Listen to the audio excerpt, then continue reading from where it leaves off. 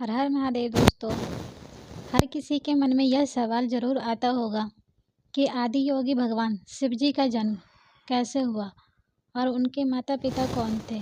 साथ ही त्रिदेव में ब्रह्मा सृष्टि के रचयिता, विष्णु पालनहर्ता और शिव संहारक माने गए हैं। लेकिन इन तीनों में से सबसे शक्तिशाली देवता कौन है? भगवान शिव को हमेशा हाथ में त्रिशूल, गले में बासुकी नाग, हाथ में डमरू, माथे पे अर्धचंद्र और शरीर पर भस्म और बाघ की खाल धारण किए हुए देखा जाता है। लेकिन सवाल यह उठता है कि शिव जी के पास यह सभी वस्तुएं कैसे आई? इनके पीछे ऐसी रहस्यमय पौराणिक गाथाएं छिपी हैं जिन्हें जानकर आप हैरान रह जाएंगे। आपने कभी सोचा है कि भगवान शिव जी को भांग का प्रसाद क्यों चढ़ाया जाता है? आखिर इसके पीछे कौन सा रहस्य छिपा है और महाशिवरात्रि का पर्व क्यों मनाया जाता है? इस वीडियो में हम आपको इन रहस्यों के बारे में विस्तार से बताएंगे। और सबसे चौंकाने वाली बात, कहा जाता है कि भगवान शिव जी आज भी कैलाश पर्वत पर अपने परिवार के साथ निवास करते हैं। लेकिन आज तक कोई भी व्यक्ति, चाहे कितनी भी तकनीक क्यों न हो, कैलाश पर्वत पर नहीं चढ़ पाया। ऐसा कौन सा रहस्य है जो मानव को इस पर्वत की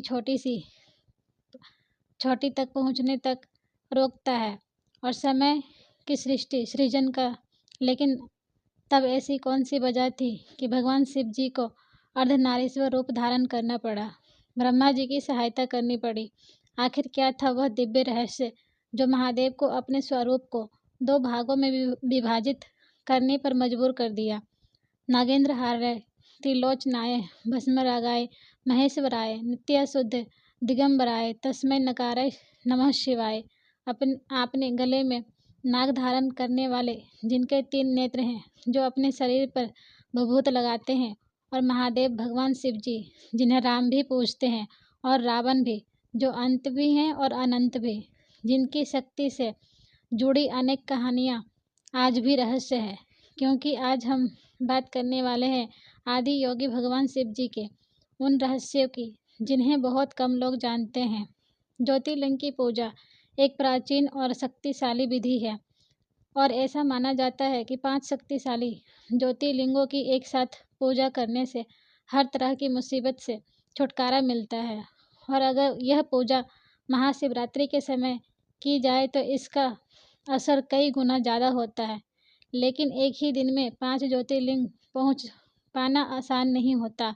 इसलिए महाशिवरात्रि के दिव्य अवसर पर अब घर बैठे 5 ज्योतिर्लिंग की पूजा ज्योतिर्लिंग महाकालेश्वर, उज्जैन काशी विश्वनाथ, नासिक त्र्यंबकेश्वर, भोपाल नेपाल पशुपतिनाथ, खंडवा ओमकारेश्वर का आशीर्वाद पा सकते हैं।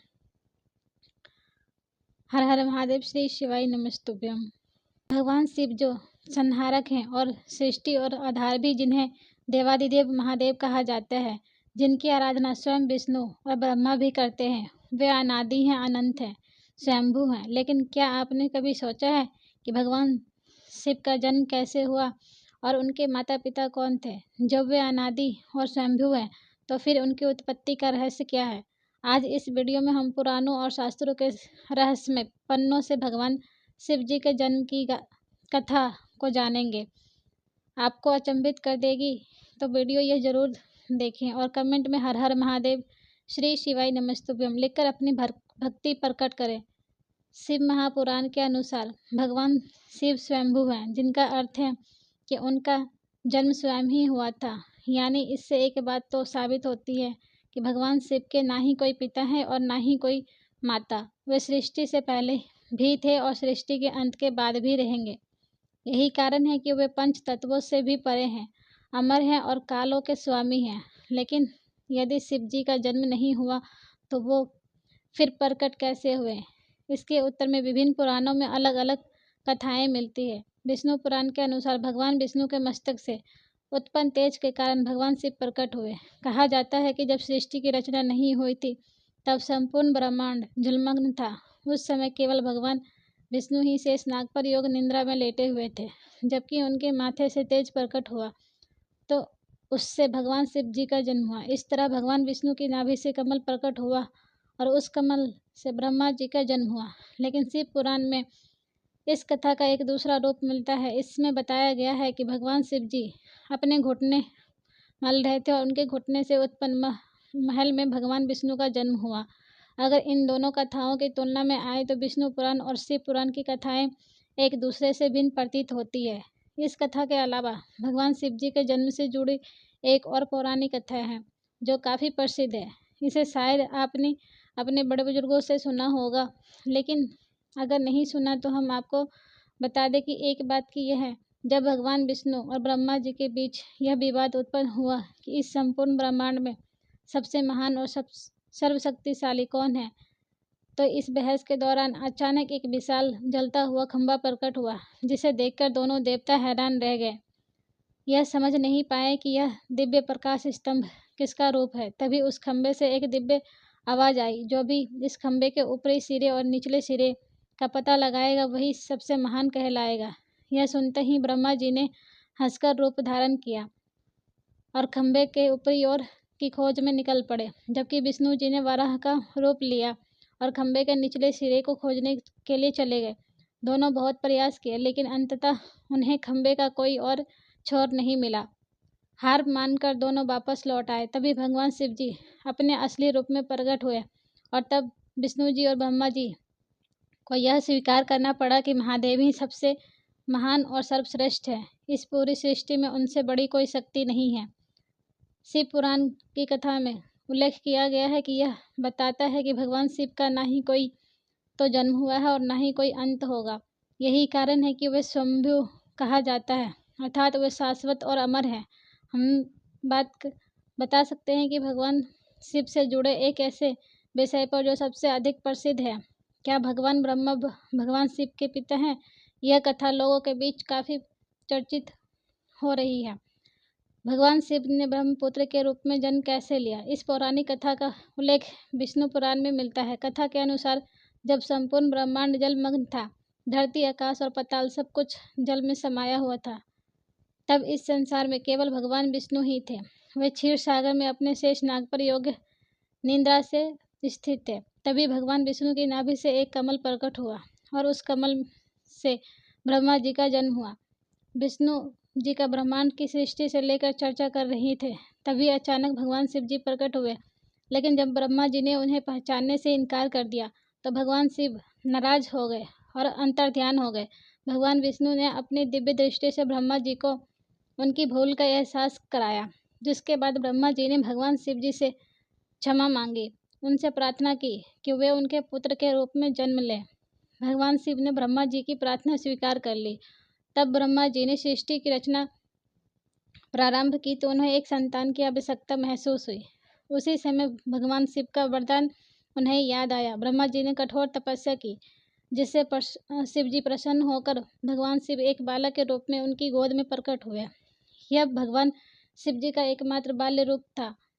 जब ब्रह्मा जी ने बालक शिव जी से उनका नाम पूछा तो शिव रो रहे थे। तब ब्रह्मा जी ने उनका नाम रुद्र रखा, जिसका अर्थ होता है रुदन करने वाला। लेकिन इसके बावजूद भी बालक शिव शांत नहीं हुए, इसलिए ब्रह्मा जी ने उन्हें दूसरा नाम दिया। फिर वे चुप नहीं हुए। अंततः उन्हें शांत करने के लिए ब्रह्मा जी ने शिव जी को 108 नाम प्रदान किए।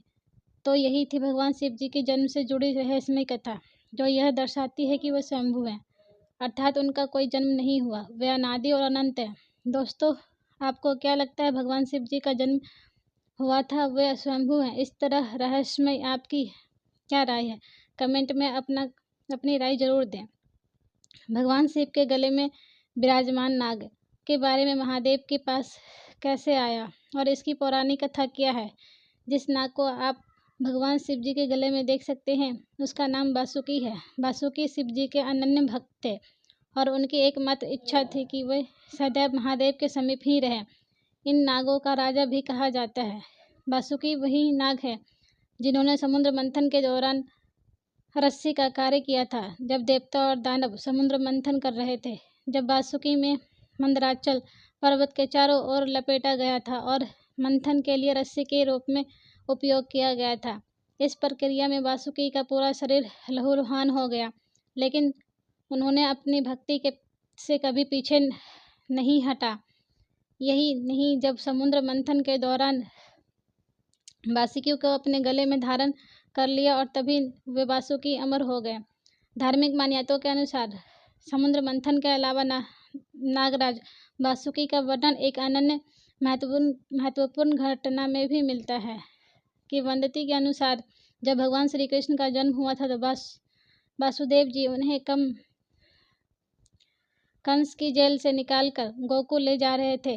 रात के अंधकार में जब वासुदेव यमुना पार कर रहे थे तब अचानक से एक भयानक तूफान आ गया। यमुना की लहरें उफान पर रही थी, तेज बारिश हो रही थी और मार्ग कठिन हो चुका था। तभी नागराज वासुकी प्रकट हुए और उन्हें अपने विशाल फन से भगवान श्री कृष्ण और वासुदेव एक छत्र छाया में कर दिया। उनकी छत्र छाया में वासुदेव सुरक्षित रूप से यमुना पार कर सके, गोकुल पहुँचे। इसके अलावा जब भगवान शिव जी ने त्रिपुरासुर का वध करने का निर्णय लिया तब वासुकी उनके धनुष की डोर बनकर गए और महादेव ने त्रिपुरासुर का संहार किया। इसी कारण भगवान शिव जी को त्रिपुरा भी कहा जाता है। हर हर महादेव। श्री शिवाय नमस्तुभ्यम।